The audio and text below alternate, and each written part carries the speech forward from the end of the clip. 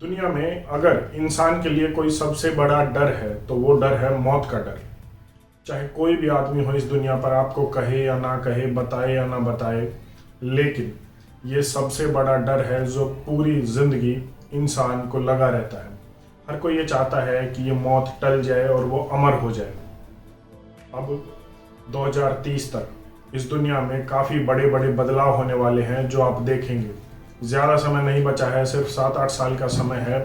जो आप अपने आसपास समाज देख रहे हैं, वो समाज के काम और काम करने के तरीके, जो नौकरियां आप देख रहे हैं, 70-80% तक वो सब बदल जाएगा और आपकी आंखों के सामने एक नई दुनिया होगी 2030 तक। अब जब ये सब बदलाव हो रहे हैं तो बात चल रही है अमर होने की। मतलब क्या इंसान अमर हो भी पाएगा या नहीं, क्योंकि बातें तो बड़ी बड़ी हो रही हैं, लेकिन सवाल ये उठता है कि क्या ये संभव है।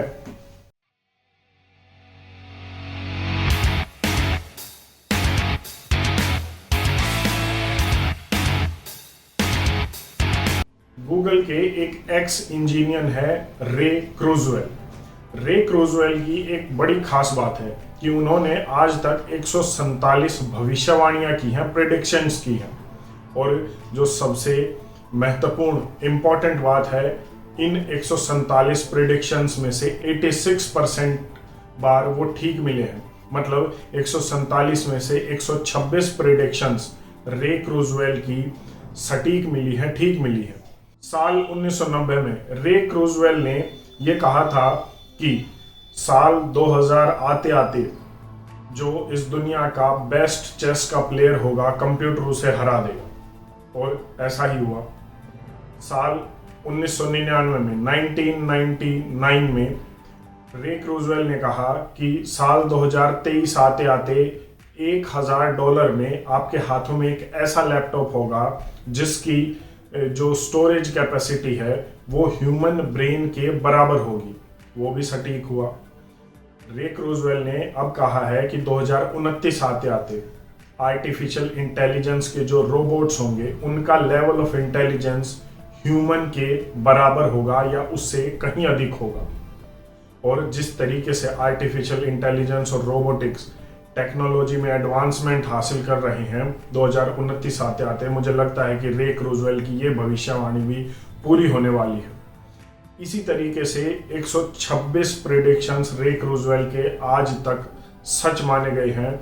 और अब उन्होंने एक ऐसी स्टेटमेंट दी है जिससे काफ़ी बड़ी बहस जो है छिड़ गई है।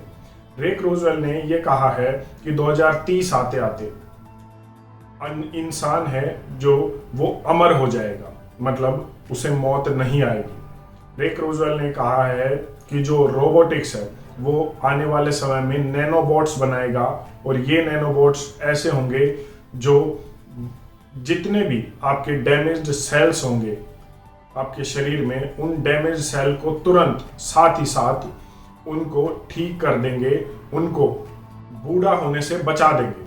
कहने का मतलब है कि आपके शरीर में एंटी एजिंग प्रोसेस को ये बढ़ावा देंगे, आपको बूढ़ा ही नहीं होने देंगे। और जब आप बूढ़े नहीं होंगे तो आप मरेंगे नहीं, आपकी मौत नहीं होगी। तो इससे क्या होगा, इंसान अमर हो जाएगा। अब जैसे ही रे क्रूजवेल ने ये बात कही तो पूरी दुनिया में एक अलग ही बहस छिड़ गई। मैंने लगभग 1.5 साल पहले अपने एक दूसरे चैनल पर वीडियो बनाई थी कि किस तरीके से जेफ बेजोस एक ऐसे प्रोजेक्ट पर अरबों डॉलर खर्च कर रहे हैं जो इंसान को अमर करने के लिए जो है टेक्नोलॉजी इजाद कर रहा है, डेवलप कर रहा है। यही नहीं, ये प्रोजेक्ट भी बेस्ड है उसी साइंटिफिक मेथड पर, एंटी एजिंग के प्रोसेस पर, मतलब जो आपको बूढ़ा नहीं होने देगा। और अब रे क्रूजवेल ने भी यही बात कही है और यहाँ पर उन्होंने ये कहा है कि साल 2030 आते आते ये सब हो जाएगा। अब बात यहाँ पर यह आती है कि जब इतना कुछ हो रहा है तो क्या ये संभव है। मैं आपको बता दूं कि साइंस टेक्नोलॉजी में कुछ भी संभव है। अगर आज से 50 साल पहले अगर आपको कोई ये कहता कि आप अमेरिका में बैठे व्यक्ति से बात कर सकते हैं, उसे लाइव देख सकते हैं, तो शायद आपको पागल कह दिया जाता। लेकिन ये सब सच हुआ और अब ऐसा हो रहा है। हम वॉइस कॉल, वीडियो कॉल से उनसे बात भी कर सकते हैं, लाइव देख सकते हैं, मीटिंग्स होती हैं और ये सब संभव हो पाया है। लेकिन यहाँ पर बात है सृष्टि के नियम को बदलने की।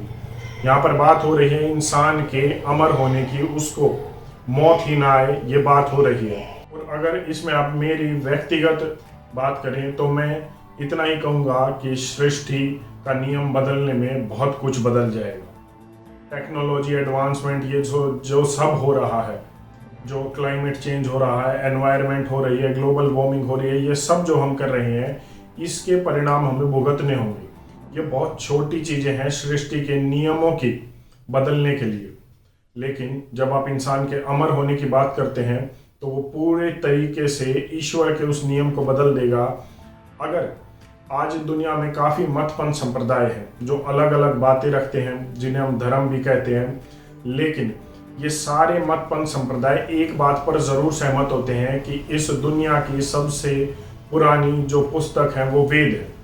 अगर हम वेद की बात करें तो वेदों में लिखा हुआ है कि ये शरीर जो है हमारे कपड़ों की तरह है। जैसे हमारे कपड़ों की एक लिमिट होती है, उसके बाद हम इन्हें बदल देते हैं, ठीक उसी तरीके से इस शरीर के अंदर जो आत्मा है वो भी इस शरीर को छोड़ देती है और दूसरा शरीर धारण कर लेती है। तो ठीक इसी तरीके से उसे एक दिन इस शरीर को छोड़कर दूसरे शरीर में चले जाना है, मतलब इन कपड़ों को छोड़ देना है। इस शरीर की एक लिमिट है, उसे ही बोलते हैं जिस पर इंसान काम कर रहा है, मतलब एंटी एजिंग। हमारे सेल्स की एक लिमिट है कि वो 60 साल, 80 साल, 100 साल, 200 साल तक चले जाएंगे अगर उन्हें बीमार नहीं किया गया तो, लेकिन उसकी एक लिमिट है, उसके बाद वो खत्म होंगे ही होंगे। तो ये सृष्टि का नियम है। लेकिन अगर इस पर भी इंसान ने काबू पा लिया तो एक और नियम है, हम एंटी एजिंग प्रोसेस तो शायद कर भी दें, मतलब इंसान को बूढ़ा न होने दें, लेकिन कब वो आत्मा आपके शरीर को छोड़कर जाएगी और किस शरीर में जाएगी, शायद इसका जवाब इंसान, science, technology, advancement, artificial intelligence, robotics के पास न हो। मतलब बेशक से इंसान बूढ़ा ना हो, लेकिन शरीर में से आत्मा कब छोड़कर उसे जाएगी वो सृष्टि के पास ही रहेगा, जिसे आप ईश्वर भी कह सकते हैं, सृष्टि भी कह सकते हैं, या आप अपना कुछ और नाम दे सकते हैं। ये मेरी व्यक्तिगत राय है और कहने को तो विज्ञान में क्या होगा क्या नहीं वो कोई नहीं बता सकता। वैसे भी साल 2030 2035 तो है ही, और जो जब तक बचेंगे वो देख ही लेंगे कि इंसान अमर होगा या नहीं। फिर भी आपकी इस पर अपनी क्या राय है कमेंट करके ज़रूर बताएं। धन्यवाद। जय।